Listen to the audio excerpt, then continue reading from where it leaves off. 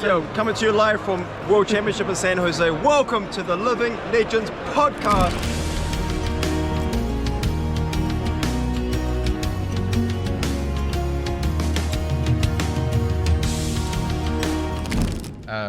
Oddly enough, when I opening Majestics for myself, and you know what, maybe we could leave this in because this is just an interesting thing I noticed opening up Dusk Till Dawn. So I have opened up, how many boxes for myself?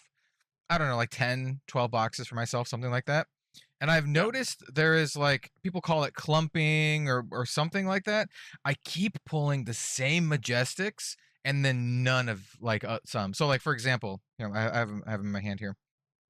So there's a Shadow Brute Majestic called Expendable Limbs.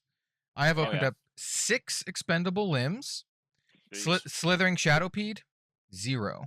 6 Expendable Limbs, 0 Shadowpede. Yeah, it's weird. And the biggest bummer is for the supporters. I kept opening Northern Winds, the Oldham specialization, which you can't play. Yeah. You can't play it because Oldham is living legend in all of the formats. Yeah, literally all of them. Yeah.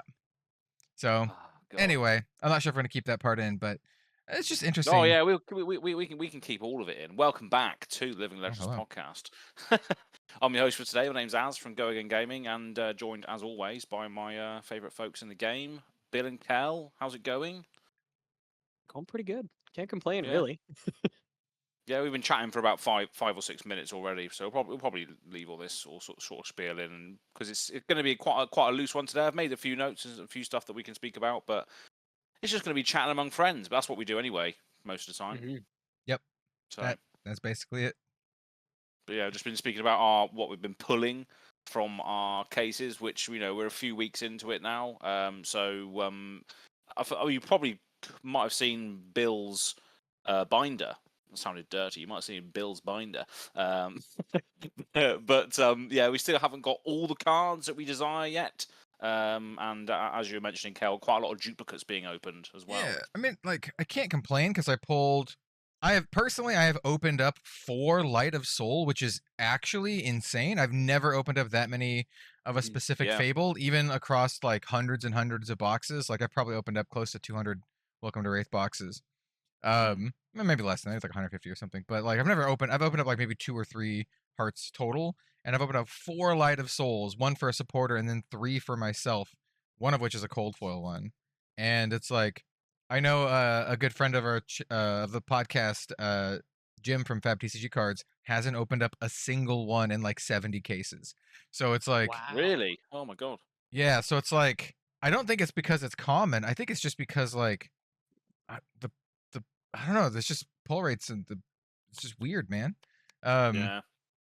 And I really do feel like Dusk Till Dawn is like feast or famine, because some boxes feel like really boring. It's just like, you got your 6 Majestics and a foil Majestic and cold foil common.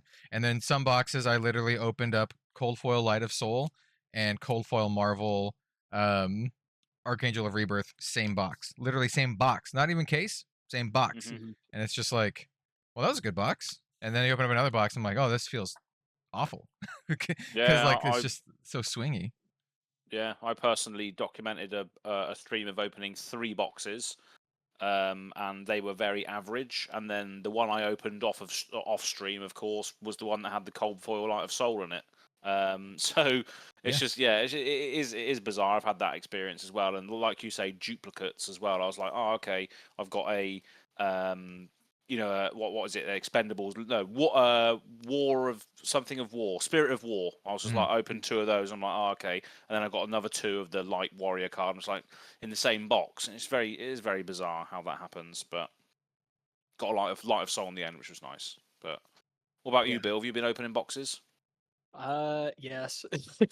I have opened, I think 13 boxes. Yeah, 3 cases and then a loose box that I just bought on a whim. Actually, maybe 2 loose boxes. 2 loose boxes. So 14 boxes total. And I have a pretty small sample size compared to a lot of other people, but I have really, really felt that like really swingy nature of the set. I bought one at a local game store before their armory was about to run, and I opened it just hanging out with people there. One of my other friends and one of the locals was opening the case that he had bought, and it was even in his words like pretty bad. There just like really Yeah. wasn't anything. I think he got maybe one of each of the extended art widespreads, which is like not terrible, but I think those were the only hits in the entire box, or in the entire case rather. Interesting. I haven't opened up a single extended art except for legendary. I opened up Yeah. 2 of them, but Um, those are different because there's no non-extended art cold foil version. It's only rainbow foil and then extended art cold foil. They just they got rid of like the regular cold foil versions for the set. Yeah, which is interesting, but I think we're kind of seeing the effects of what they're trying to do with that, with the fact that basically all of the legendaries are like they're cheap, Yeah. except for Yeah. Levia. But it also seems like Levia just is like maybe short printed compared to the other Right. legendaries. I don't think it is, I but it don't just know. from my experience. I've opened up Um, 3 total, 1 for a support or 2 for myself, but like only 1 scowling flesh bag. So like it's all anecdotal. It is in a different slot. I will say that Levia is in the she's in the same slot that the Majestic would be in, or the same slot as like the regular flip angel would be in. So like yeah, so she's in a weird slot. So it's definitely interesting, but yeah. So as my buddy was opening up his case, I just decided, you know what, I'm gonna buy one more case. I'm just feeling it. My first 2 cases were like fine. They weren't great. They were okay. And then I was like, you know what, I'm just gonna do one more. I can afford it. I'm gonna do it. And it was first box was extended art Carapace. pretty. What was it? I actually have it pulled up here. It was extended art Carapace, Marvel Figment of Erudition, and Rainbow Foil Fabled. Ah. That's That was really the good. first box. Second box was, I believe, just Marvel Nazareth. Third box was Diadem, Crown of Providence, and extended art Jesus. or Marvel Figment of War. And then I think the last box was just an extended art Diadem. So Yeah. it was yeah. So it was 4 legendaries, Wow. 3 Marvels, and a Fabled in a case. So like Wow. just about maybe the best case that I've seen that doesn't have like Marvel Levia or the sketch cards or whatever. So Wow, that's pretty good. yeah. So it was very well documented the difference between the two. And everybody was kind of giving me dirty looks because I was opening it up next to a box, next to a case that wasn't very good, and it was from the same place. So Oh, savage. I'm just kind of like counting my quote hits. So basically like legendaries, marvels, and fableds. And I've opened up almost 1 per box, right? I think I've opened up around 14 boxes and I have 13 of those. Fableds, legendaries, or marvels. Which is like Yeah. it sounds pretty good. It's just some boxes have like 2, legendaries, and other boxes have like none, and it just can feel like kind of bad when you don't hit it. I don't know. It's weird. The set just feels very swingy, even though like it all evened out pretty well, like at least for me. Have you opened up a single case that doesn't have like a legendary or something? It feels everyone that I've opened at least has like probably 2 on average. Maybe more than that, like 2 to 3, I would say. What, per case? Legendary plus. So Actually- legendary, Marvel, and Fable. Include them all. I documented all 3 of my cases, and there's been at least 1 legendary. My first one had Scowling Fleshbag as the legendary, just rainbow foil. Second case had Crown, rainbow foil Diadem, and Carapace, and Marvel Figment of Triumph. And then that was the one that I just talked about, where it was 4 legendaries, etc. was my third case. So I think if I was to average it out, I've gotten 8 legendaries over 3 cases. That's pretty good. Wow. That's pretty good. Yeah. Also, I'm just looking through here. I'm just noticing. I got this is lucky for the not duplication. I got one of each of the darkness common cold foils. I just got one of each of Yeah. them. It's like cool. I got one of each. And then for the light one, I got almost one of each. I'm just missing like the chest piece, which is kind of cool. Like just I know they're not expensive cards, but not duplicating them is like it's just kind of cool for like completion purposes. I did get a shield cold foil Bastion of Unity, which Oh, that's nice. I still need that one too. yeah, it's kind of cool. But anyway, yeah, interesting. Yeah. I still have a couple boxes that I haven't opened up yet. I don't know what I'm gonna do with them. I might open them up just on a whim and just see.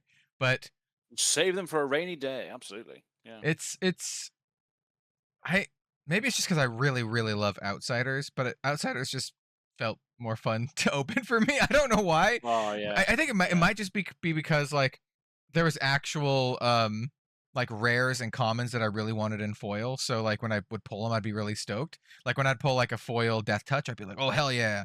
Like I need my playset of foil Death Touches and that kind of stuff. Whereas this set, I'm like, I like the heroes, and we'll talk about this, I guess.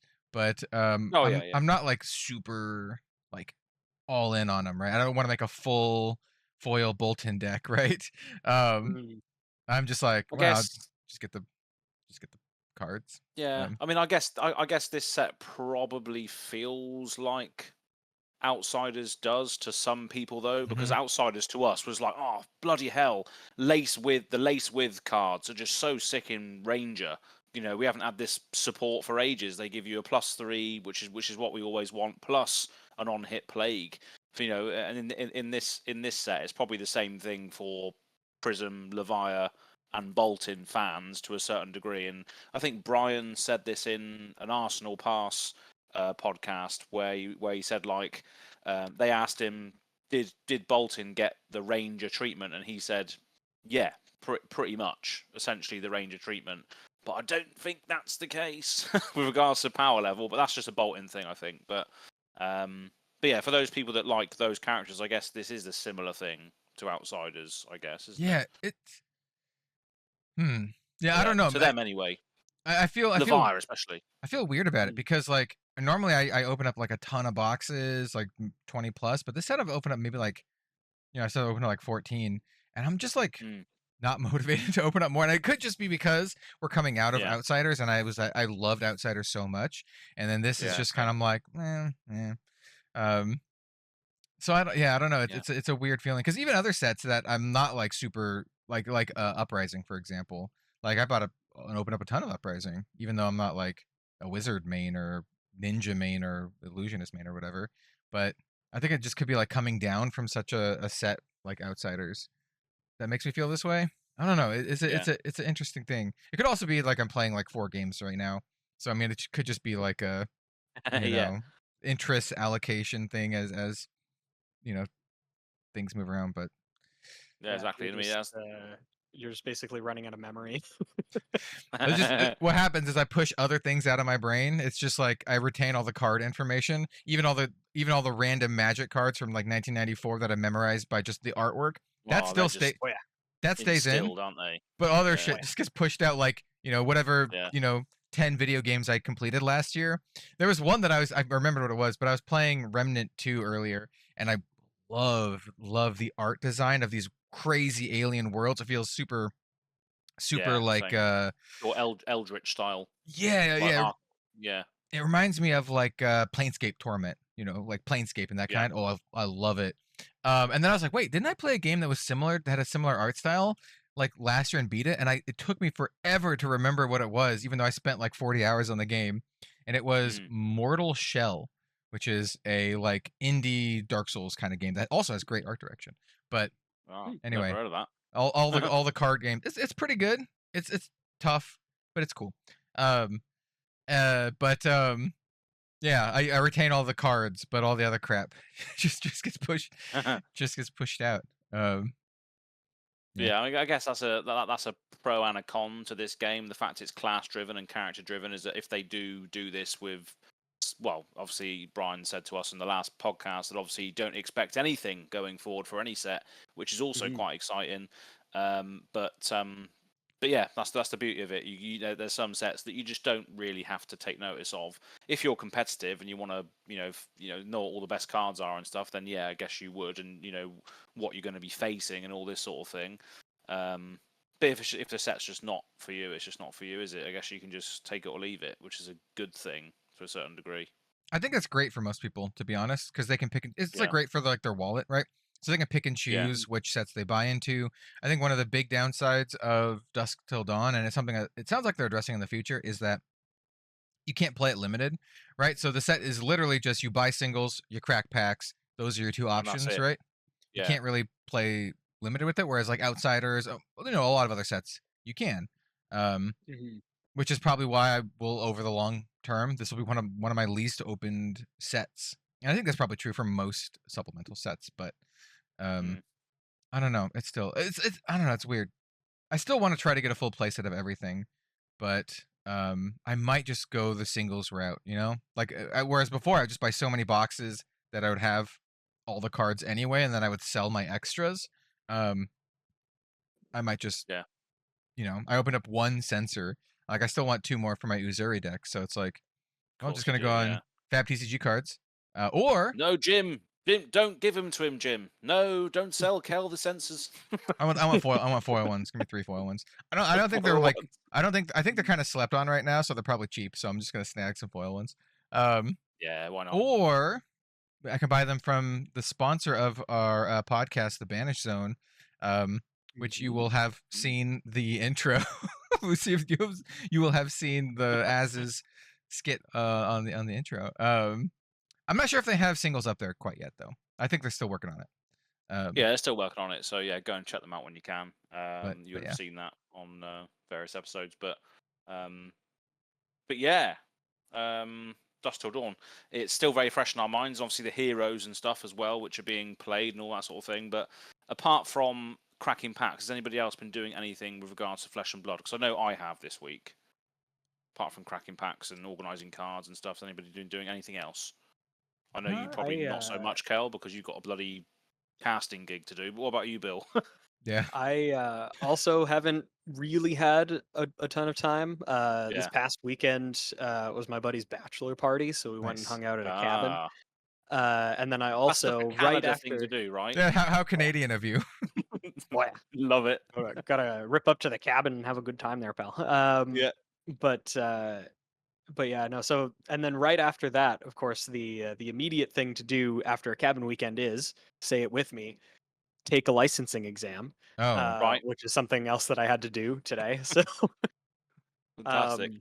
Yeah, so hopefully now that that's kind of over and done with, I can actually get into building the decks that I want to make. I'm actually really excited for I would say probably 3 out of 4 of the decks that were created from this.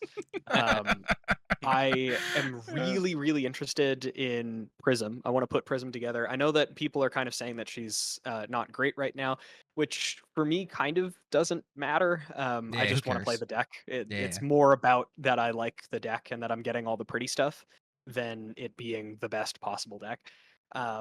Although in terms of the best possible deck, I genuinely think that Levia got maybe the craziest tools out of this set. Like I think that Levia Redeemed is crazy and gives you so much long game in CC. And also I've said this in my Discord, I've said this on Twitter, which is now something else. xvideos.com. Yeah, but I am firmly of the belief that, and like I was able to purchase one of these for very cheap, and I don't think that this will be the case forever. Scowling Fleshbag is the strongest card in the set. That is like my take. That is the thing that I'm going to say. I think that of all of the cards printed in Dusk Till Dawn, Scowling Fleshbag is the strongest one. You think it's stronger than Warmonger's Diplomacy? Well, I mean, it's less universal than less Warmonger's apparent Diplomacy as well. Yes, it is. because it's only playable in Brute, which is unfortunately like still not the most competitive class, just because there's inherent RNG in a lot of their mechanics. I Yeah. think that like pound for pound, the work that Scowling Fleshbag will put in Brute matchups, I think is the biggest jump in power level that any single class has gotten. Like it's again sort of based on the fact that it's in a less competitive class. It's kind of like how Red in the Ledger is the strongest on hit in the game. I think that of the cards that the class has got, Scowling Fleshbag is the strongest one. Because it is just, especially in Levia, it is basically a second Carrion Husk with a higher ceiling. I mean, Well, you get still getting a card away, aren't you? So you're still taking away, well, three or four value, I guess. You'd take, you're still taking a card away, which is like equivalent to a Carrion Husk blocking 6, I guess, isn't it? I mean, like you're running it over like the Crown of Providence, which I think says everything that needs to be said about it, right? Yeah. Yeah. I think that there is no question that you should run Scowling. Well, I mean, there are some matchups that when Scowling Fleshbag isn't great, like obviously into Wizard. But I mean, Crown of Providence isn't good into that either, so you would just run Skullhorn. Right. Yeah. But yeah, in like basically most matchups, like it completely shuts down Azuri. It like yeah. I hate that stupid we've card. mentioned that a few times. Yeah. Yeah, it just absolutely demolishes Azuri. It also, like I was kind of saying in the our top 5, or no, it was when we were talking to Brian Gottlieb about it. It's in the same camp to me, in the same sort of genre as like Mask of Momentum, because if it's in play, your opponent has to play differently, because they know at any point you could just block with this and rip their card out of their hand. Yeah, it's the starts in play, stays in play thing. Yeah, it's always they either there have to force you to do it, or they just have to say, you know what, like I'm just not going to do this until I have enough buffer in my hand to sort of deal with it. And I think we mentioned it earlier. It's a good one. You said something along the lines of Brian Gottlieb said that Bolton got the Ranger treatment. I don't know if I disagree with that, but I feel it's more like Levia or Levia got the Azalea treatment. Because like it's the same thing where like bottom tier, you know, not really topping, and then all of a sudden at the first couple premier events after Dusk Till Dawn, Levia is in the top 8 at both of them. Just went from not at all to bam, immediately top 8. Which I think that once again says everything, right? She's immediately powerful enough. And I think this is also a good thing as well. Exactly what Brian said on the interview that we had is that obviously supplementary sets and any set going forward can be anything. That's what he said. There's no expectation that you should go in with, because you know you're not going to get that now, essentially.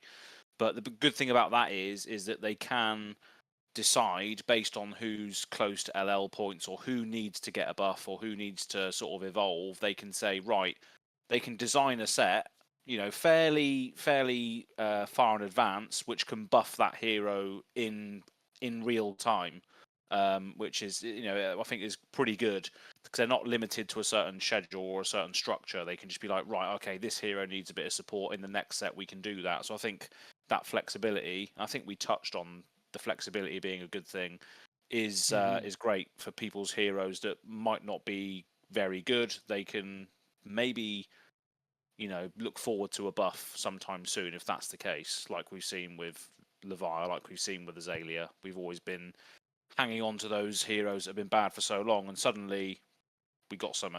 So yeah, it's nice that they're looking for opportunities to reward the people who are as attached to the intellectual property of the game as you basically get. exactly. It's just really nice to be able to say, you know, like I was saying with the new Prism, I don't know that she's the strongest hero, but I want to play her. And like, you know, I would say that even, you know, looking back at Azalea and Levia, this new Prism is like leagues above where they were previously. People were like pretty frequently saying like these heroes are stone unplayable. Like if you bring these to an event, you will not do well because the consistency isn't there. I think that this new Prism is at like the floor is already higher. I think that she is maybe not super competitive, but she has tools to do well. So like it's not the best sort of comparison to draw, but if you were that one person like Azz or like Mansand that just put their entire soul into caring about these heroes and playing them for years, and all of a sudden it's like, oh hey, we're going to give you something cool, we're going to reward you for sticking with it and for liking this hero. I just think that's it's so cool. It's such a nice way to not only grow the game, but also just again like kind of thank the players for their patience. Yeah, exactly. I don't know. With regards to Prism, though, obviously we can get into this in a moment because I've got a little statement on here that says Spectra still sucks balls. Oh yeah. I mean, Man, there's a reason. There's a reason that they're not printing Spectra as a mechanic anymore. Yeah, but they're still opening the card pool again for this nonsense. I absolutely hate it. I've been playing a lot of Talishar recently, like just getting reps in with Azalea for the calling, which is happening this week in the UK, which I will be playing in this time. I'm going out on the Friday night, so I'm not going to be drunk in the morning. I'm going to try and play this time. The last 2 callings I've signed up for, I've famously missed and not turned up. But this time on UK soil, I will be there playing. Don't know where was I going with this. Prism hate, that's it. So I was playing, a lot of Talishar, and I've seen these prisms pop up, but they're not running the Celestial Fury. They're running Iris. And what does Iris mean? Blue effing auras. Things with Spectra on them. ALS. Fuck you. that goddamn card. I have not missed it whatsoever. Oh, you just know it's coming as well. It's not like you're sitting across the table from a Carrion Husk. Carrion Husk blocks for 6. Azalea can go over the top of that. Even can it seems like you can't get through a Carrion Husk, but with Azalea you can, because you can go tall and wide. 1-2 punch, but ALS is just like, right, yeah, here we go. 16 dominate ALS. Great. Fantastic. Brilliant. And that's with the Prism that is not even meant to be using auras. It's the Angel one. But people are going to build it that way.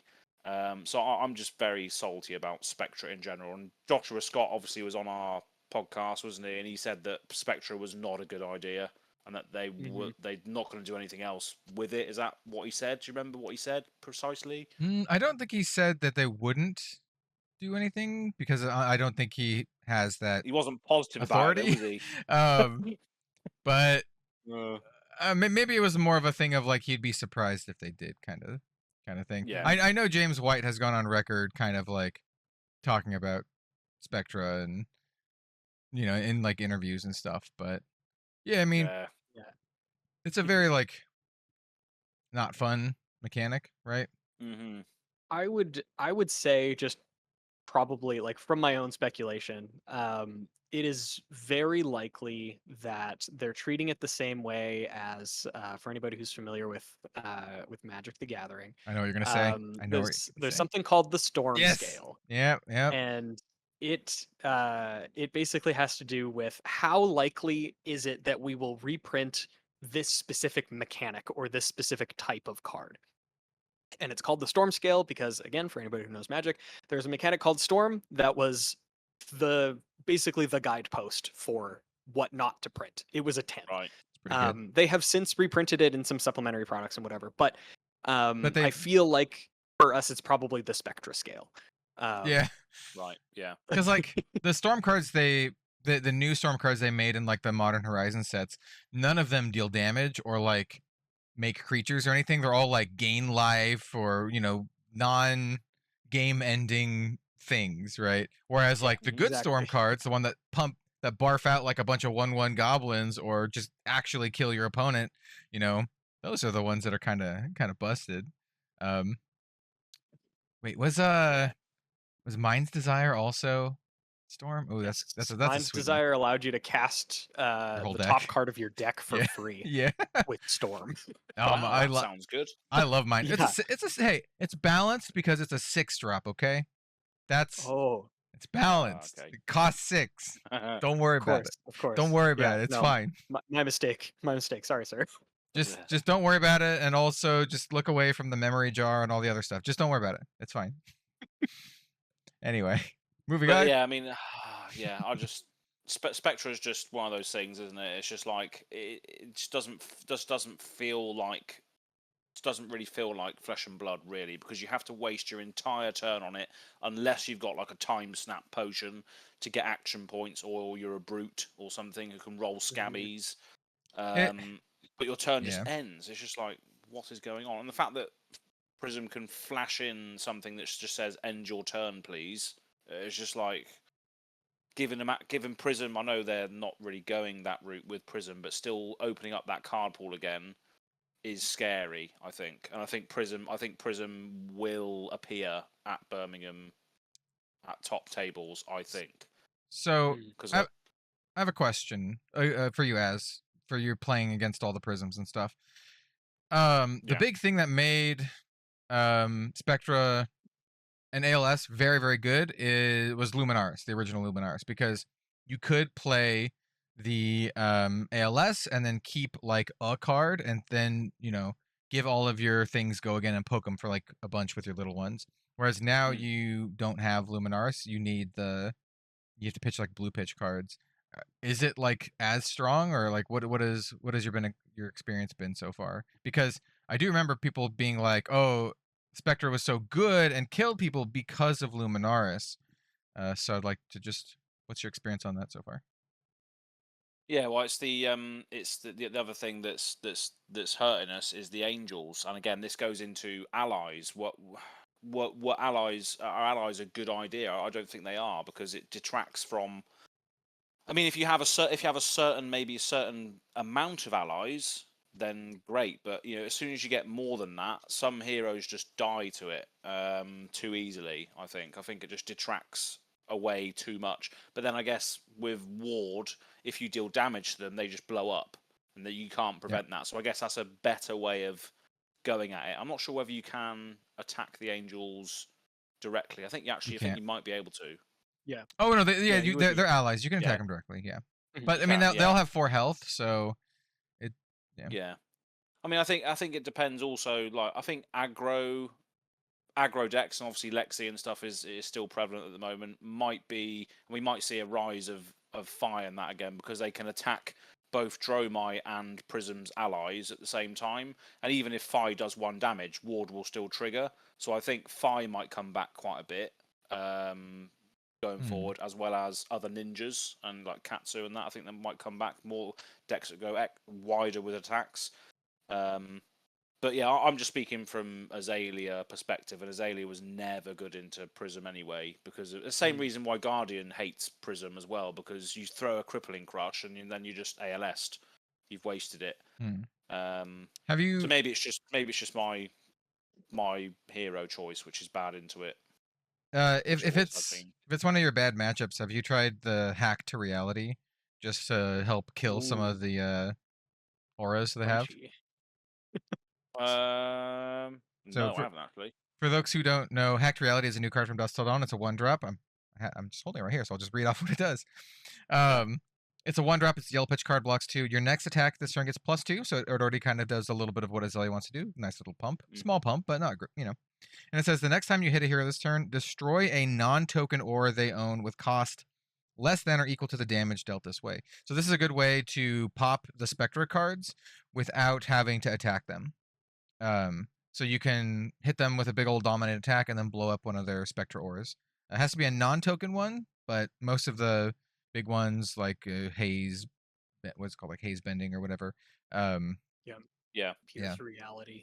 Yep, those ones. Of silver, the one that gets counters if they turn that into a weapon. Yeah, and if you hit them for enough, you can get like Genesis and stuff. Yeah, Genesis is another one I come into play. It came into play turn 1. I was just like, oh god damn this. But yeah, that's a good point actually, and it's one card that I actually missed. There was a comment on the last podcast, I think, saying Hack to Reality is a good Ranger sideboard card into that. So that's another thing that slipped my mind when bashing out loads of games this week, was maybe try that as well, or just have it in there in place of some other things. So yeah, that might be something I look at as well before the actual big day itself. But I'm just hoping that I think there will be people that play Prism. I don't know whether it's fully figured out yet. I think I'm going to see more Dromai, and I'm actually happy with that matchup now. I've never thought I'd ever say it, but I actually am happy with that now. I've got 100% win rate on my FAB account against Dromai at the moment, which is unheard of, like maybe 3 months ago. So yeah, I'm happy with that now. But yeah, Prism is just a completely different thing. But we'll see. It's going to be good fun to see what happens at that event. And I'm going to be documenting it. I'm going to be doing a vlog style thing, little performance reviews and little sort of vlog of the event and the venue and all that good stuff. So make sure you stay tuned to Go Again Gaming for that, of course. Little self plug. But Go Again Gaming AZ. Go Again Gaming AZ, because you can't fit the whole AZZ in the thumbnail, not in the thumbnail, in the tag for X rather than Twitter. But anyway, yeah, Prism is back, and I'm not looking forward to it. The games I've played have been pretty rough, to be honest. Well, I think most competitive players are down on Prism right now, so yeah, you probably won't have as much of a showing. So I guess that's Dromai, probably good. At the moment, I think. Dromai's very good. Yeah. Dromai you'll see a lot of Dromai, I think. Because she's like very, very consistent. I read this interesting Twitter. I'm not calling it X. I read this interesting Twitter thread about it was like Yuki Lee Bender. She was just kind of like talking about how Lexi doesn't feel like Lexi anymore without bullseye bracers, and she's still like probably good, but just doesn't feel like the hero that she really you know, got accustomed to. And then they kind of evolved into like a discussion about Dromai as well. And a lot of folks like Mara were talking about just like Dromai is just real good. It'd be really hard to ban Dromai out, because I think Yuki joked like they should, like, oh, people will be crying for a Storm of Sandakai ban now or something like that. Oh god, yeah. But like there's no single like the card in the deck that you could ban Dromai out and make it like completely, like they just have so much redundancy. All the dragons are just good. There's like certain levels of how good, but they're all like good, right? So I think the main one of the main ones which is horrible to play against, again as a ranger, speaking from a ranger player, is Rake the Embers. Is absolutely horrible. Like later on, when you've cycled through your deck at least once and you see that come out, and it's just like, oh great, here we go. Here come the Ashwings, and then it's basically a Luminaris just pinging you every turn. Yeah. It's like a Nixia's lair. Whelps, right side. Yeah. Left side, more whelps. Yeah. More of them. Calran the Sky Summoner all over again. Oh god. The reprint master. Anyway. But yeah. I'm looking forward to you building Prism, Bill, so you can smack me around with it on the Azalea Ringer. Yeah, I'm pretty close to having that one together. I think I have basically every new card except for I think 1 or 2 of even just the regular versions of the Figments. I've actually pulled like, yeah, I've pulled very few of them total. But yeah, I think I have everything that I need for the deck. I have my playset of Lost in Thought. I think 2 of them are even foil, which is really nice. Yeah. The one that I'm upset about, and what I was kind of saying previously, I'm really interested in playing Levia right now. Yeah. But of all of the cards I've pulled, I've only pulled 1 Slithering Shadowpede. I've only pulled 1 total. You want some expendable limbs? I got some expendable limbs. I have a bunch. Oh, I also have none of the barrier, whatever it's called, the one that the Prism card or the Illusionist card that lets you banish cards from your soul to prevent a damage. Wait, what is that? Which one was I don't that? know what that is. Was it I forget was what it it's like a called. generic illusionist one, like non-class No, or it's a non? light illusionist one. Hang on, I'm gonna look it up here. But it's a 0 cost. Oh, here it is. Radiant Force Field. Um, Oh. oh, it's a light instant. It is not an illusionist card specifically. It is a light. Oh, But oh, that that's the one with the Iswardi art.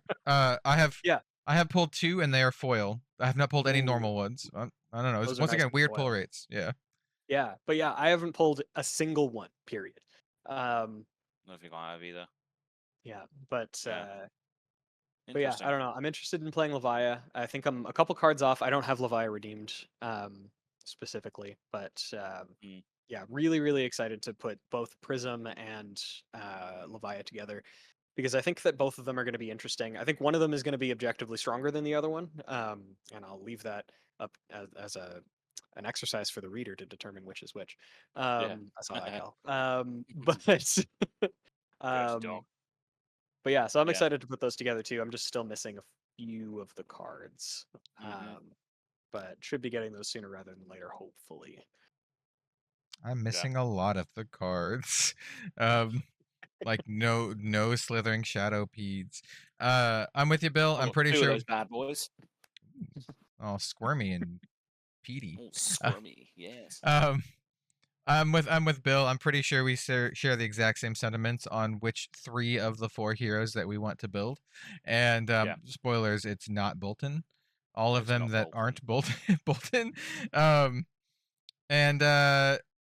Yeah, I'm very looking forward to building them. Probably Levia more than any other because it's going to be fun to just revisit the hero. I haven't played her in a very long time, and personally speaking, like I'd like to do a gameplay video or a stream or something playing with her because it's I don't know if I ever featured Levia on my channel like at all, like ever. She's sick though. She's awesome. Awesome character. Yeah, but like, you know, she wasn't great before, and no, exactly. Yeah. But yeah, Levia Redeemed is super cool, and I definitely want to give it a shot. But I need to get me some Shadow Peds, yo. I checked.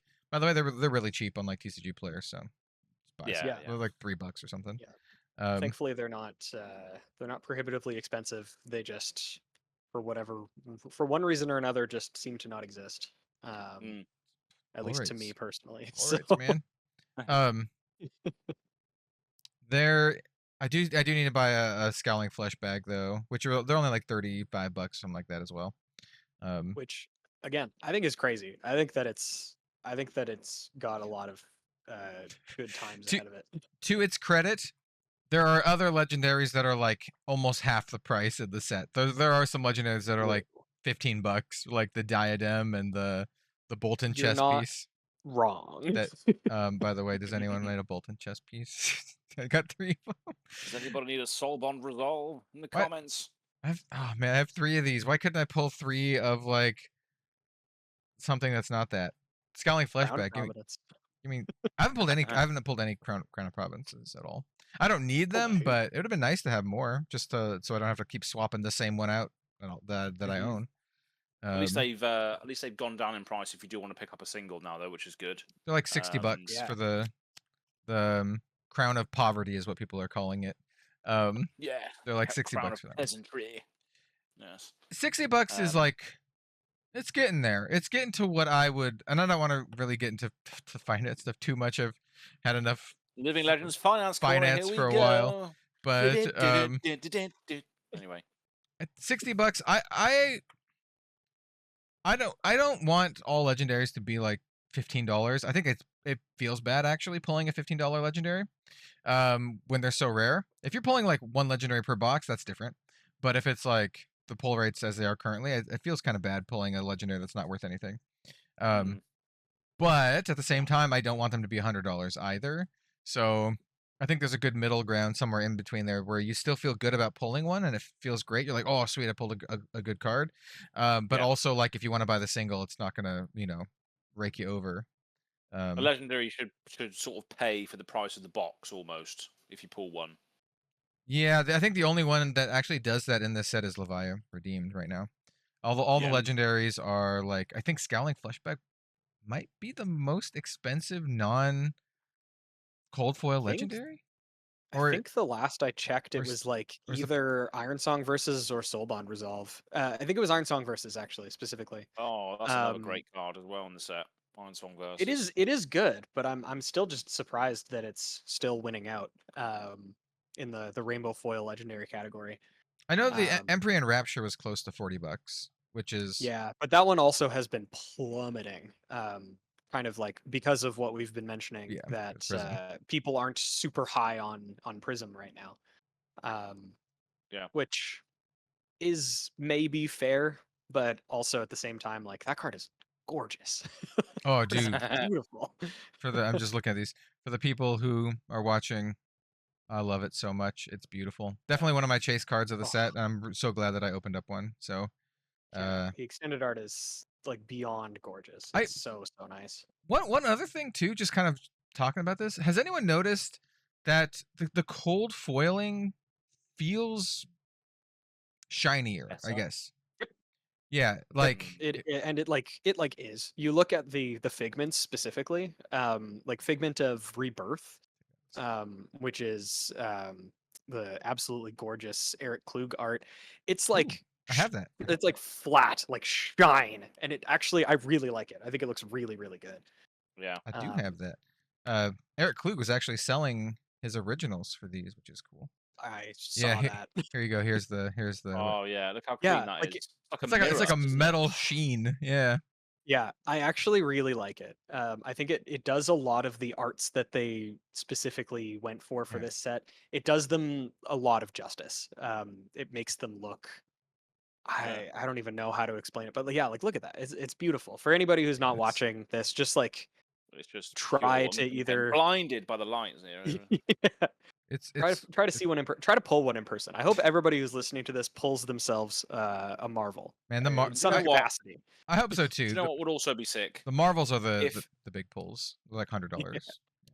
I was going Mhm. to say, what would also look sick as well? Displate. Have you heard of those metal posters? Yeah. Oh yeah. Sponsor us, Displate. But those cold falls will look absolutely sick as a Displate. Steve Steve Argyle actually has some of his stuff available as like metal prints. I Yeah, got they look quality. the Blood of the Drakai fabled from Oh, him. that would be a good one. Yeah. Yeah, That would be a Um, good one. nice. but yeah, the cold foiling is like I'm pretty sure this is the first set that they've done it to as well. Mhm. And I hope it's It consistent. is. Oh, Yeah, it s- is very. It's definitely a different cold foiling process. Yeah. Yeah, looks Like banging, doesn't it? it looks really good. I'm a big Mm. fan. It's so Yeah. nice. So yeah, I don't know. I just wanted to point that out, just in case folks Yeah. who haven't opened up any Dust Till Dawn or anything. And Mhm. I hope they continue to do that in the future. It looks really good. I like the old cold Yeah. foiling as well, but I'll be honest, it was kind of hard to tell sometimes on certain cards, and then it was also like just kind of dark in general. And so like when you're trying to record it or film it, you had to catch the light in the right way. And I was like, Yeah. yeah, Yeah, but Yeah. when you were holding Taking it up, pictures of them then was rough. yeah, it does. Like, I tried taking a picture of one once upon a time. I just couldn't hit it. Couldn't hit it. But you were hitting the light there. Absolutely. Visual viewers are in for a treat. Wear Mhm. sunglasses, people. It's yeah, ridiculous. and like just even like the common ones, like the Radiant set. It's just so pretty Yeah. with the new cold foiling, man. Let's see if I Yeah. can get it. A Yeah, little the bit. shadow ones. I got 3 of 4 out of the 3 boxes I opened. I got 3 of the shadow bits, but Nice. missing one of them. But yeah, definitely a good, nice little process. Hopefully they carry on with that. But while we're on the hero train of Dust Till Dawn, obviously we've spoken about 2 or 3. Vin Set is the other one, which Oh, I've yeah. actually ran into a fair bit of on the internet, and it seems very swingy. Very swingy because obviously most of the time they can generate 2 rune chants on their turn. They can block you quite well as well. So they basically just waste their turn doing rune chants and blocking what you're doing, and also making rune chants from stuff like reduce to rune chant, and then they can come back at you with a bunch of rune chants plus the thing that they're rune gating. So it is pretty good. Well, from what I've experienced, Vincent, it seems like she's pretty scary. Plus the banish, the banish interaction with the ruinous cards. Not ruinous. What are they called? Oh, the widespread. Widespread. Yeah. Yeah. Dude, the yeah, blue one Pretty cool. that like takes cards out of your hand. That's super nice. Oh yeah. No, Yeah. yeah, the blue one's crazy. But yeah, no, that's something that I find really interesting about Vincett's design, honestly, is that she yeah. Yeah, she has the ability to block until she has like a spot. She gets an opportunity. And then she can come back with this like just huge swing back that usually more often than not will, if not completely swing the tempo in your favor, like get you pretty close. Yeah. Because like all of the widespread cards, I mean, I think the red one, which one's the red? I think the red one is the one that banishes from Arsenal. No, yellow does Arsenal, blue does hand. Blue does hand. Red, I don't know because I didn't pull a single one. Yeah. But yeah, I no, don't remember. I think yeah, in terms of top of deck maybe might be top of deck. I don't know. It might be top of, yeah, I think that's actually right. It's like more the lower the pitch value, the sort of less impactful the banish is. Yeah. But yeah, the blue one being banished from hand absolutely makes sense. Like it is so good. It's because if you're not attacking, like if you're using it as sort of the swing back, you're attacking with an empty hand, so it doesn't really matter. But if you're doing it outside of that situation, most of the time you want to banish something from your hand anyway. Like even though you're doing it from your like at the beginning of your turn, a lot of your deck is based around wanting to play things from banish either way. So yeah, you can kind of circumvent it a little bit. Yeah, I'm very much looking forward to building Vincett. She seems pretty fun. I actually at least pulled the hero. I have not pulled an adult Prism. So I did pull at least one adult Vincett in my like 14 boxes, which is nice. I did as well. Yeah. But like they seem pretty hard. I pulled my first adult Prism yesterday. Nice. I did pull the young Prism, which is the art that I like more. Very, very pretty. But this is the one that I know a lot of people have cold foils of because of the pre-release events. I should probably try to pick one of those cold foils up. It's really pretty. I wish I could pull a Prism, but I haven't pulled in God knows how many years. Anyway, so oh, Azz. yeah. I'm trying to take it seriously, but I can't anymore. Another great thing about Vincett as well is that even if she wants to use her hand, what else does she have access to that blocks? Carrion Husk, which blocks 6, but obviously the rune blade, the other rune blade equipment can still block very well. You can still still enter the battlefield with 10 armor. So the fact that she can build up all of these rune chants, then still have things like Mervyn Skies to then play something for free, blow up a load of rune chants in your face, maybe banish your hand, and then play something afterwards, is just absolutely obscene. So I think you really do have to pressure Vincett quite a bit, and even when you do, she can still block you and still swing back with a 15 damage turn, even though she's blocked most of your things. I also think the sooner you can get Carrion Husk in the graveyard, the better, because that's going to be consistent damage for her to deal with, and she can't get things out of her. She can't get Carrion Husk out of the banish zone once it's there. So that's going to be your out. It's the same with the Grimoire as well. If she banishes the Grimoire to have a big turn, that's another blood debt thing she can't get rid of, which is going to kill her over time. Yep. It's definitely, it puts a clock on the game. that was always the discussion when doing casting and coverage when Chain was like the big boogeyman in CC. It was all about pushing the Husk and forcing the Husk turn. Yeah, that was always the thing we'd talk about.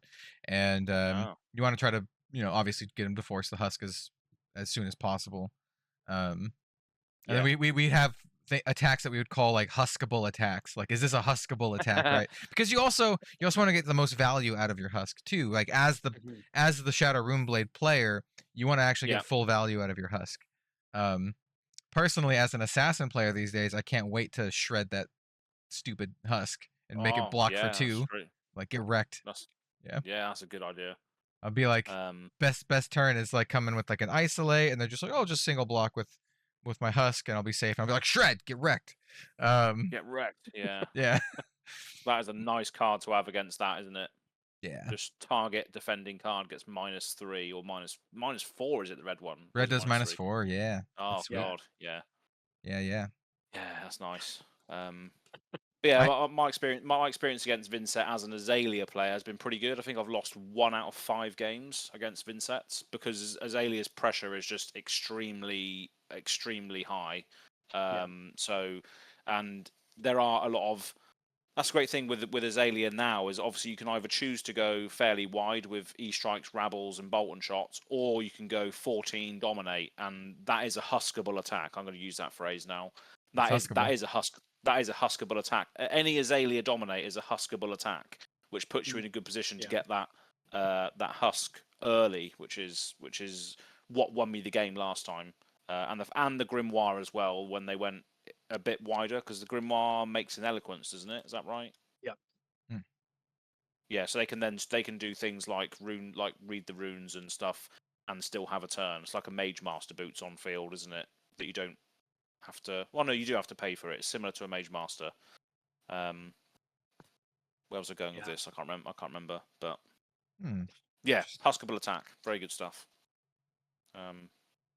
But yeah, look forward to seeing how Vincent does in these events, and I'm not sure if people have really figured it out yet. But she's an Iron Maiden, for goodness sake. She's clad in this huge suit, so it gives off those tank vibes.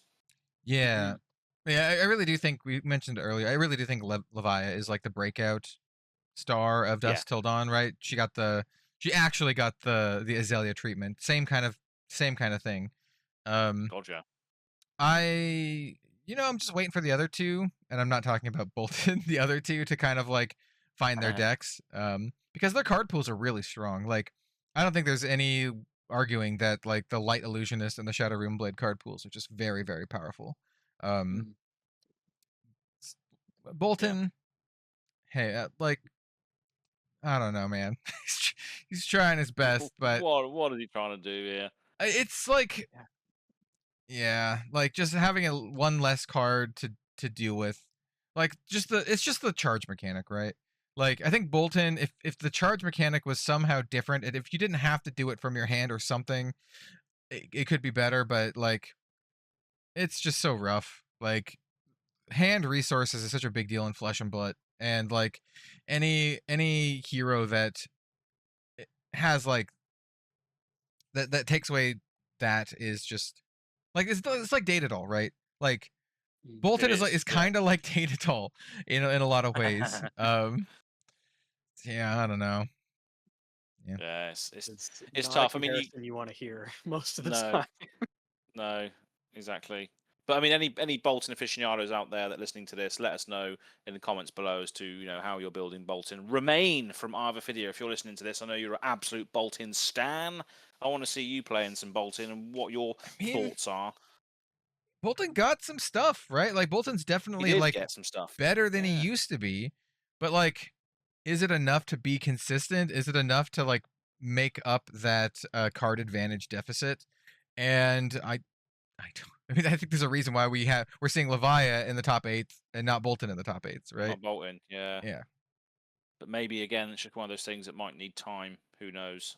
Yeah, and I'll be clear. I don't think Bolton's like trash. I'm just saying it's like it's not Dromai, and it's not Lexi or Azalea or Geislander, like all these heroes that are like very strong right now. Bolton is like better than he was before. That's the best thing I can say about him. Yeah, and like I can see what they were trying to do, but something that we were kind of mentioning previously before we hit record today was, it just feels like the way that they designed a lot of the cards, they're very intentionally holding back almost.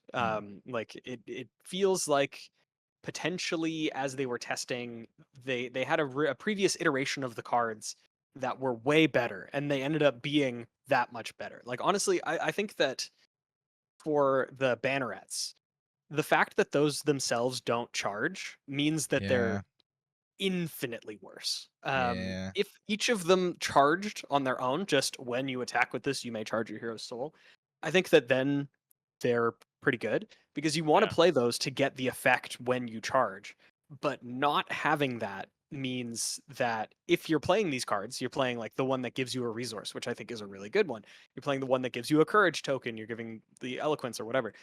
If you just have a bunch of those in your deck and you draw a hand of them, they're just like Yeah. complete. nothing. They're below rate attacks. They are below rate. 1 for I wanted 4. I wanted to yeah. say I wanted to say that they're exactly rate, but that's for like generic vanilla attacks. That is the rate for generic vanilla attacks for the most part. They're below that actually. Yeah, they're so like the yellow banneret, I'm looking at them right now. It's a 1 for 4, right? Yeah. The red. Oh, this is not a banneret. It's Spirit of War, but it's a 0 for 3. Banneret of Gallantry, yellow, 1 for 4. Yeah, it's like 1 for 4 is like not great. Like especially when like That's Briar's out there tossing out 0 for 4s with go again, like left and right. yeah, 0 for 7s with go again. Yeah. Yeah. But yeah, so I don't know. It feels like they are scared of what Bolton could do, but like at this point in time, we kind of haven't seen any amount of that. And that is me totally speculating. That's me putting context where there is none currently. And yeah, I'm just not sure. It definitely didn't hit the mark. I can say that pretty confidently. But Yeah. maybe I they're mean, just setting the stage. Maybe there's going to be something else in the future. Yeah. But yeah. Yeah. Yeah, I love the design of Raiden, for instance, a 0 attack, which attacks for 3 if you've charged. But I think what he could also have is a weapon that swings for nothing, but then charges a card from your hand, because then you start that whole thing. Then you don't have to use a card to charge a card. You use your weapon to charge a card. It's just having something that again stays in play, starts in play, stays in play, that allows you to charge rather than using a card from your hand to charge.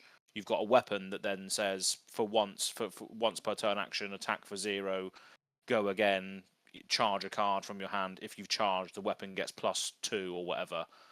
So at least you start the chain with charging rather than chucking your hand away to charge once. Could make it a little bit easier. But then charging from the top of your deck as well, maybe a card that does that, which starts in play, stays in play. But we don't have that. That's what I Unfortunately. think he really needs. He needs Yeah. he needs ways to charge that's not from your hand. Yeah. Charging is just such a rough mechanic because like you do everything from your hand in Flesh and Blood. You pay for resources, you block, you attack, and like having to get rid of one of those just to activate charge stuff is like is really rough. It would be better. It'd be different if charge was like when you remove it from your soul or something like that, right? So you can bank up things and then remove it from your soul, and that counts as charging or something like that. But currently, it's just rough math, right? That's kind of like what it boils down to. It's painfully card negative to charge. Yeah. Yeah. And there's even the mechanics as well that say put it into your soul. If all of those were essentially the same as charge, there might be more value that you can get out of those things as well. But why is it different? I don't understand. Yeah, that's the other thing. Yeah, putting into your soul doesn't count as charging. So you you can't use like the Crown of Illumination to charge because it doesn't count. Yeah. So I don't know, man. Like there's a lot of stuff that there's a lot of stuff. Poor Bolton just.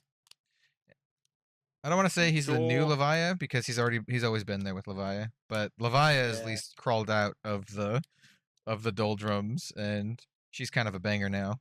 So maybe someday Bolton will be a banger, but maybe someday. Yeah. But yeah. But yeah. Hey ho. But yeah. With regards to the future of what we're doing, Worlds is on the horizon, and for those who don't know, I have booked a flight. I am definitely on the way, and the Airbnb has been booked as well. So it has all been booked in advance. So it is all there, ready for the taking, and I believe you're well on your way as well now, Cal. Is that right? You're getting there. Yep. Yeah. So yeah, the way, yeah, I've begun my process of getting my passport all squared away. I had to go to because of the way it works here in the States, you have to go to a specific place that can take a specific photo. Like you can't just bring any photo. It Oh has to yeah. be like a specific one. So I just had to Yeah. find time to do that. So I did that. I have my photos taken. Now I need to fill out all the paperwork and then turn it all in person. So this week I'm going to be finding my birth certificate, and I need to get it photocopied as well as my driver's license photocopied.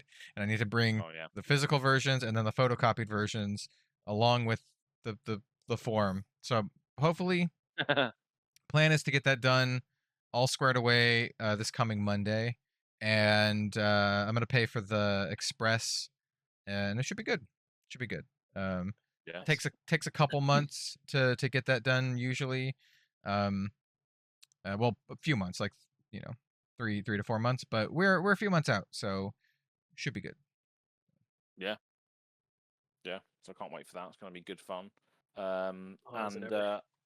oh yeah, absolutely. I'm getting there on. I'm getting there on. I'm getting there on Tuesday. So I'm actually going to be there an extra night, I believe. Than so I think Bill, you're getting on Wednesday, aren't you? Is that right? Yep. Yeah. Yeah, Okay. I'm getting in the day before it officially starts. Just to Yeah. sort of make sure that I have my bearings and that I'm not like Yeah. running to try to find where the place even is because I don't know, I don't speak Spanish, so Yeah. I don't think I it's actually going to be an issue, and I've traveled before, but you know. I will probably, depending on timing, I'll probably try to come in the same days as, though. Just get an extra day in or something. Yeah, I definitely want an extra day just to kind of like hang out and explore Barcelona, all that cool stuff, and Mm. yeah. Yeah. So the only concern for me would just be I don't want to get there. I want you to at least have the Airbnb all squared away, like so I don't have to carry my bags around, Barcelona. Um, Oh no, yeah, it's booked. You just pay. We just pay on the day. Essentially, we just pay on Mhm. the day when we arrive. So I can do that, and well, we'll sort it out afterwards. We'll sit on the podcast, but it's booked. I've definitely booked it. So I've booked my flight. So I'm gonna be going for sure. Mhm. So yeah, I've done that already. It's all booked, and it's only like a 15-minute walk from the venue. It's not very far at all. About the same distance really from the hotel that you were in at San Jose to the venue, just round the corner, round a few streets, and you're there, sort of situation. And yeah, I just can't wait to explore it. Sunflower Samurai on Twitter, I'm going to call it Twitter still as well, are posting like 120 days till Barcelona, and they're putting like these little tweets up saying, "Oh yeah, the food here is great," or "Check out this park for nice walks," or "Check out the architecture of this building," or whatever. So there's going to be a lot to see there, and it's going to be good. So make sure if you're listening to this now or in the future that if you want to go, do it now, because these places are going to get booked up fairly quickly, which is why I decided just to do it, just to book it in advance. But yeah, so it should be fun. Another thing that's coming up as well is a calling in Birmingham this week, which I will be at. Yeah. So I'll be playing in the calling, and Jim's going to be there from FAB TCG Cards. He's coming back to the UK again within a few months of when I saw him last time. So yeah, it should be fun. So obviously expect like a vlog, performance report, etc. on Go Again Gaming as to how I do and the venue and the surrounding area and stuff. Got a few little bits planned as well, like on the Friday go into like a barcade and like Bonehead. It's called like a chicken restaurant sort of thing. Lots to do in Birmingham. It's a bit of a grim weekend with regards to weather-wise, but we should be indoors most of the time anyway. There's also round the corner from the Birmingham, which I'm sure you'll see this on the vlog for everybody listening. There's a Bear Grylls Adventure Centre right Oh, next to no. the right next to the venue, which is like I've been there before actually for a stag do, and it's like you got obstacle courses in there. You've got like creepy crawly things. You can eat various things as well. You there's also an archery section, so I'm definitely going to be getting some footage in there, shooting some bow and arrows. Like every shot's going to be like, read in the ledger, remorseless, all sorts of all sorts of trash content. Lightning bolt. Yeah, So, absolutely. So this Bear Grylls adventure place, you said there's a bunch of different things. Do you have to bring your own drinks? No, that's no, it's supply. It's a much more clever way of alluding to what I was going to say. No, the fluids there are procured from various beasties. I mean, it's not that bad. I'm only messing. It's not like a bush tucker trial or something. No, nothing like that. What an absurd theming! Like Bear Grylls, the guy who's known to like boil his own piss. Yeah, it's like what the ooh, appetizing. Like when you think of Bear Grylls, you're like, the first thing I think of is not like delicious. The first thing I think of is like, oh god, like the Bear Grylls experience. Well, at least it's not like a brew pub, No, like foamy Oh, yellow, nice and warm. That's like where you can actually be like, this beer tastes like piss, and it's like nice and ambient. It's because it is. Yeah. Oh man. God. For anybody who's going, there's a lot of stuff to do in the area. It's there's a lot of hotels, and the NEC is what it's called. It's a nice big venue, and there's a load of hotels there, so it's going to be teeming with FAB players. But luckily, there's a lot of stuff around, like restaurants and other places. You don't have to go into Birmingham city centre. You can just stay in the complex where it all is. But yeah, we're going to be going into the centre and doing lots of other things like a metal and rock bar and all that sort of thing, having multiple drinks and stuff. So that'll all be documented on the GoPro for action shots of doing shoeies and all sorts. Yeah, the chaos will unfold as it always does. Hopefully, I'll make the calling. We will see. But you're so much like the high schooler who like skips class, but for Flesh and Blood. That's the really vibes you give out. You're like, it really is. Yeah. I just have so much fun with the fact that this game brings everybody together for all skill levels. Doesn't matter what you're doing, you're still having fun with the game and just going out with your friends afterwards. That's what it's all about for me, really, and always has been. Yeah, so it's good stuff. Before we close off today, we do have a mailbox in the Living Legends email. So that's the Living Legends podcast at gmail.com. And I was actually going to try and read this out during the Brian episode, but the other question came in beforehand and it was addressed to him. So we can read this one out this week instead. It is fairly old.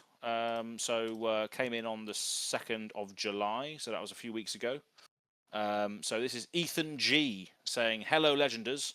This question comes a little late as it pertains to my road to nationals, but life gets in the way, and I think it still can be relevant in the future. So, backstory: as a long-time Magic player, the most I ever did was our Friday night Magic events. But it's something I always wanted to do was go to bigger events and play outside of my local meta.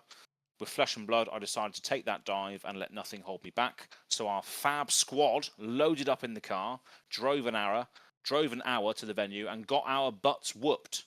All of us had an amazing time, despite us all coming back with a 2-3 finish." So that's his backstory. Our particular Road to Nationals land on the last weekend and on the heels of Oldhim hitting Living Legend status. Obviously, Oldhim still isn't banned as of this email. I think it's still a month away.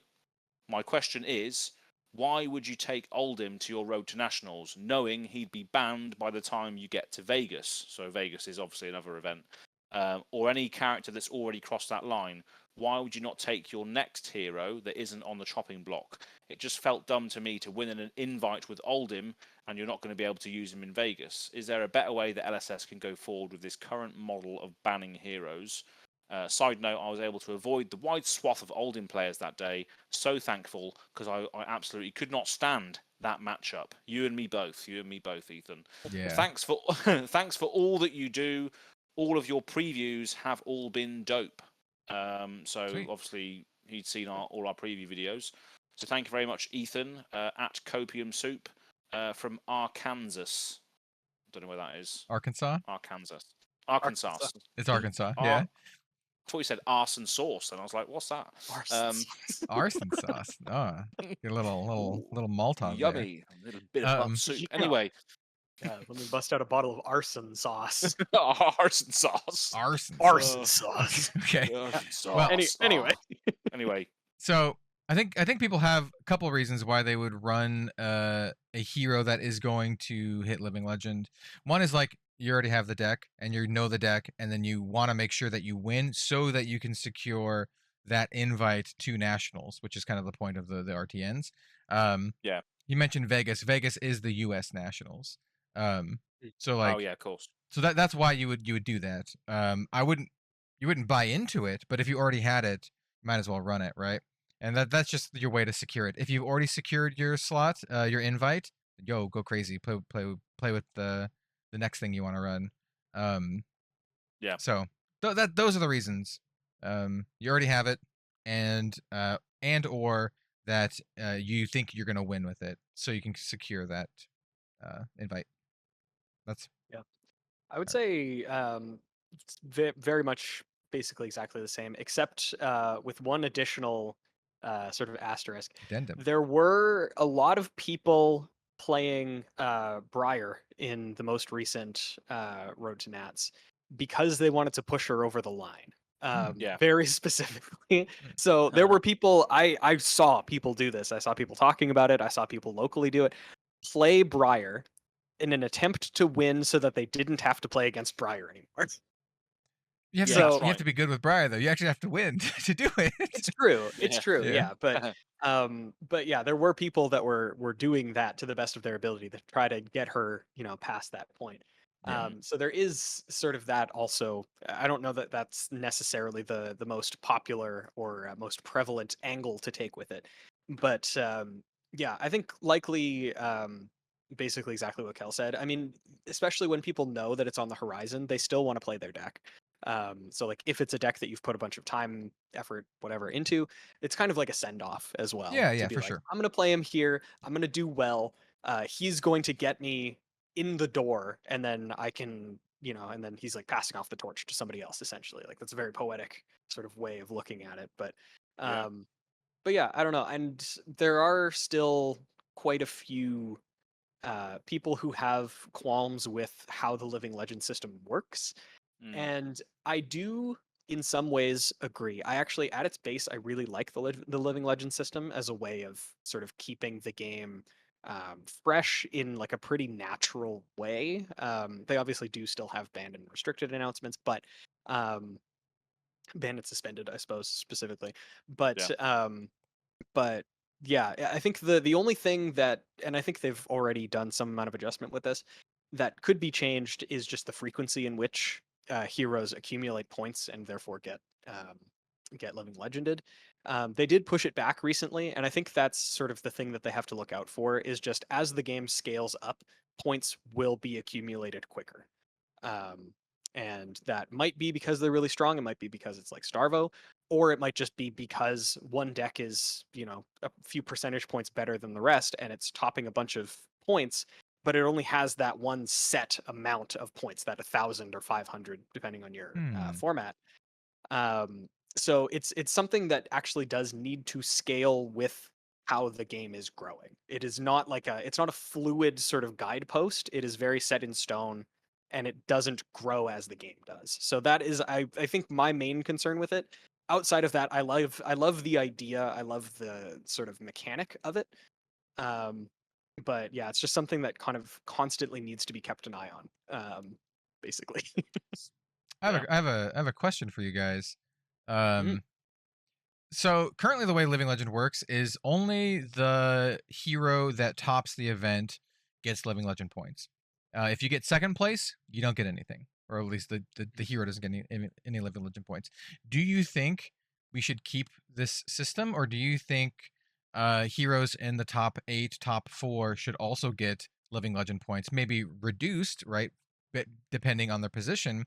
But it's an interesting thing where like Lexi recently won a ton of like non-hero huge point getting tournaments, or like didn't win tournaments but just was always in like the top 8, right? And because of that, she's not getting very many living legend points. Lexi has like, she's not even in like the top 5 or something like that. I don't remember off the top of my head, but like, yeah. So I'm curious, what do you guys think? Should the entire top 8, entire top 4 get living legend points, or should it just be the winner as it is? Maybe in like it depends. Like there's obviously every event has like a tier system, isn't there? Obviously you got skirmish and everything goes up from there with regards to the tier system. Maybe at the top level, like world championship level, if there was like a bronze, silver, gold, like those 3. Well, obviously it's top 4, isn't it? I guess. You could make an argument for the for those heroes that have got that far at the highest level. Maybe those could achieve some points, but not the same amount. But I have no issues with how it works at the moment. I'd like to correct myself real quick just to catch people in the comments. Lexi is currently ranked 5. So before Oldham got living legend, yeah, she was like below in the 5. But yeah, now she is currently ranked 5 with only 400 points. Lexi only has 400 living legend points. You need 1,000 to hit living legend. She has more than half the way to go. The next one up is Viserai with 490. Then Dash. Dash is actually quite good. Even though we haven't had any main set mech support since Arcane Rising, Dash is still a very the mech card pool is just really strong. Yeah. And then it's Icelander 662, and then of course we talked about Briar 998. Briar needs 2 points. It feels like it's been like that for like a month.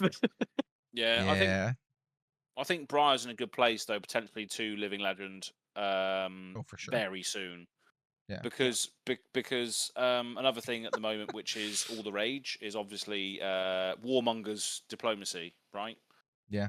That says each player chooses war or peace. If they choose war, they can only play attack actions. If they choose peace, they can only play non-attack actions. What does Briar like to do? She likes to play attack actions, so she can still get round that stuff fairly easily. And her attack actions are still pretty good attack actions. I've seen a lot of Ranger players really upset about Warmongers, actually. Oh yeah. That's true. But also Rangers Azalea at least is also running attack actions as well, like E-Strike, Ravenous Rabble, and then you could still activate your bow and put something in and fire it.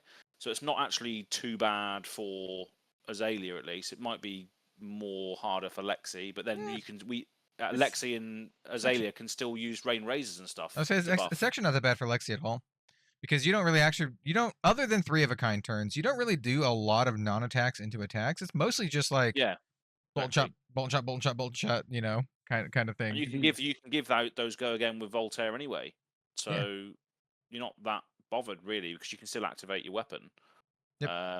So I don't think it can stall some people. It's more hybrid that it can stall. So yeah, it can screw Azalea because she likes to do non-attack, attack, non-attack, attack. Viserai, for instance, non-attack, attack, non-attack, attack. Green Blades. It will screw up. It will screw up the 50-50s, but not so much the people that can just do it anyway. So yeah, it probably will screw Azalea. But the experience I've had is I've just had the right hands at the right time every time I've come up against it so far, which has just been a lucky thing, really. That's a good strategy to just go into every game just drawing the right cards. Just draw the right cards, forehead.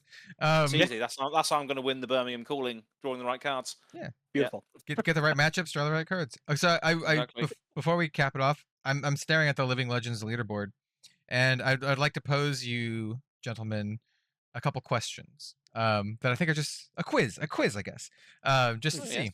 I think this is fun. Get points? Maybe you'll get a Living Legend point or 2. So viewers, listeners, you can guess as well. So I already told you what the top 5 were for CC. Do you know? Let's say the bottom 5. Do you know what the bottom 5 are? What is starting with the lowest amount of Living Legend points in CC? We're not counting New Prism and New Vinset. They are new, so we're not counting them.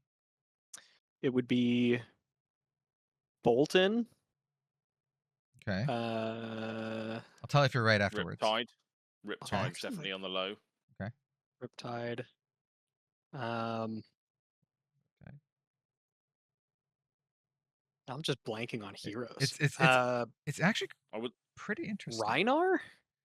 Okay. I don't know that Reinar's topped that many events. I would say Levire at this stage. Okay. As well. Levire right now, that's a good shout. And let's see. Okay, I'm just going through the sets in my head. Yeah. Yeah, Feel like Kano? Dorinthia has probably. Oh, Kano in CC. That one's a tough one. Okay. I do feel like he has some amount of points, Okay, but yeah, no, I'm comfortable saying Kano too. That's a good one. So Kano, Riptide. You said Bolton, Levi. Levire. And Reinar, I think, is my guess. As you were more right than wrong, you're pretty spot on for a lot of them. So the lowest one is Riptide with 2. Riptide has just enough to make Briar Living Legend. Next is Arachne. Arachne, yeah. With only 10. So poor Arachne's just sitting down there. Levia or Levia is the next. Then Azalea with only 36. Levia only has 20. Just climbed out of it now, but and then maybe not. And then the fifth worst is Uzuri with 40. Even though Uzuri and Azalea and Levia all are topping, because you have to actually win the event. They don't really have a lot of Living Legend points. Like I said, that's one of the reasons why I kind of brought this up. In case you're curious, after that, it is Kano. And then Dromai. Bolton actually is ranked 11 with 168. And Reinar is ranked 10 with 194. I think that is just legacy. They've just been around so long. Yeah. How is I feel Bolton on 168 points? I do feel like for a while, especially after Monarch release, Bolton was kind of just a deck that he could take some smaller events here and there. I don't think Bolton really converted a lot of big events, but that as well, just as one final talking point before we wrap it up. I actually do think that Azz's suggestion of potentially having in high level events like finishes other than just first, I feel like they could probably accrue some amount of points. I don't know if that accelerates the process for heroes too quickly, but I do think that it makes it sort of more fair for the ones that are able to top, but not completely take home an event. I don't know if that's necessarily the correct option, but I think it's something that's an interesting point. It's an interesting idea at the very bare minimum. I just wanted to make sure that was like noted before it got lost to the ether. I do have 2 more quiz questions. I think these might be a little bit quicker, but I just think they're really interesting looking at this. So these are for Blitz. So we talked about CC. Now I have some Blitz questions. Do y'all know what we'll say top 3? You know what the top 3 current ones that aren't Living Legend, just in Blitz? If you think about it, they're not too hard to guess. Though one of them, Briar Chain. Okay. Man. I don't think Kano. Maybe Kano. Okay. Do you have any guesses, Azz, before I go for it?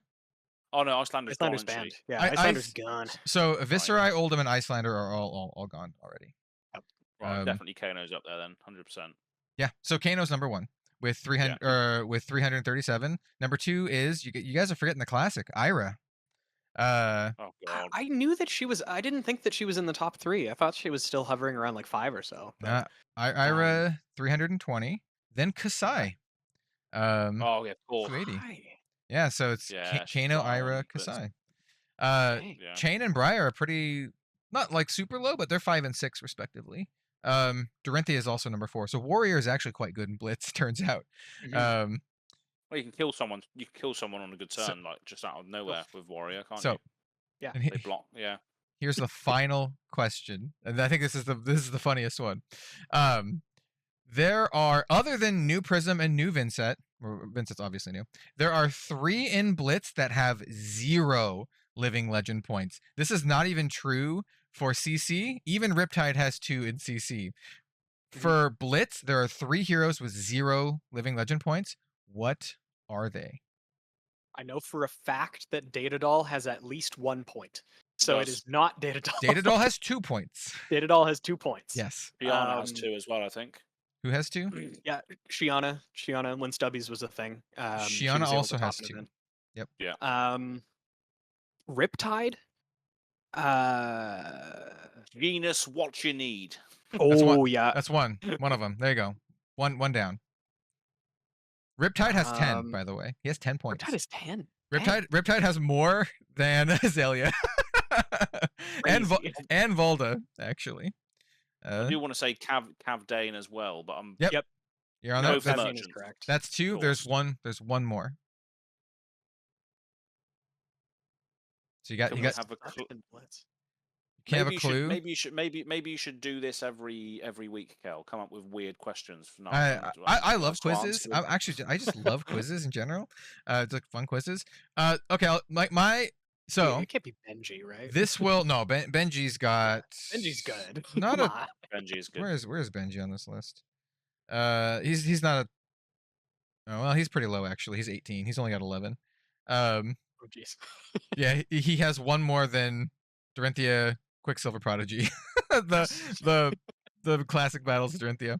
All right, so my hint for the last one is that this will reward people who were paying attention in the first bit. This hero is the second to last in CC. Well, the analog, the Blitz analog, the young version. I've already forgotten which one the bottom 3 were. Yeah, I know. I was like, Riptide. no, Riptide no, actually Riptide has, 10. Riptide yeah, has 10 points. Oh, Riptide has 10. so Riptide's actually won a couple events, which is kind of funny. Arachne. Yes, it's Arachne. There we go. Yeah. Yeah. So the 3. Arachne and the Merchants. God, poor Arachne. Shout out to anyone who's just jamming Arachne out there. I feel mad you, respect. but like Arachne is like merchant tier in Blitz. It's merchants and Arachne all have 0 points, which is yeah, you just don't care about milling your opponent in a Blitz game, do you? You Well, I really mean, don't care. it's not fast enough. No. I don't it's know. Like, well, it's not just that too. It's just you don't have the defensive options to fatigue them out. Like you can mill them, but you're just gonna die. Like You can Mhm. die. Yeah, exactly. you're not like Oldhim. Arachne Solitary Especially with a Confinement has 2. especially with the new exactly. Especially with the new Blitz rules as well. If you're playing competitively, you just got no chance. You just jam your whole deck in there against it as well. And I'll just go out and say it. All 3 of those heroes either don't have specializations or they suck. So sorry, Regicide lovers. I love Regicide. It's an awesome, flavorful card.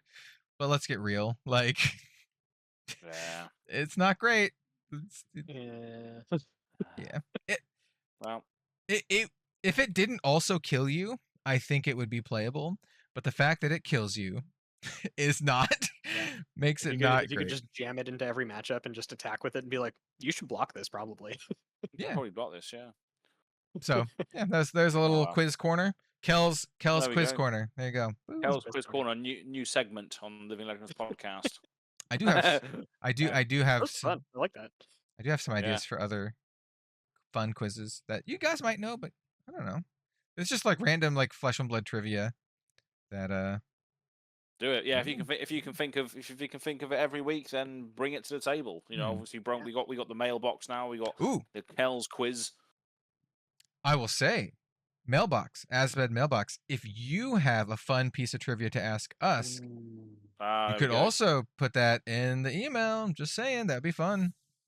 That's a good idea. Yeah. That's a good idea. You should do that, everybody. Yeah. Especially if you've listened this far into the podcast, you know, send us an email. Send us an email because we will read it out. And that is the Living Legends Podcast at gmail.com. But yeah, thank you very much, everybody who's tuned in this far. It's been a nice little chilled out one today, full of weird quizzes and takes on ALS. I said LSS then. Yeah, it's been a good one. Thanks very much for tuning in. Before we close off, I've been Azz from Go Again Gaming. You can find me on Twitter at Go Again Gaming AZ and Go Again Gaming on YouTube as well. So go and check that out when you can. I'm going to be doing. The next video is going to be probably a vlog about Birmingham, so check that out when you can. But yeah, I'll throw it over to Bill. Yeah, I am Bill from the Spike Feeders. You can find me on YouTube at the Spike Feeders FAB. You can find me on various social medias if I am on them at BillTSF.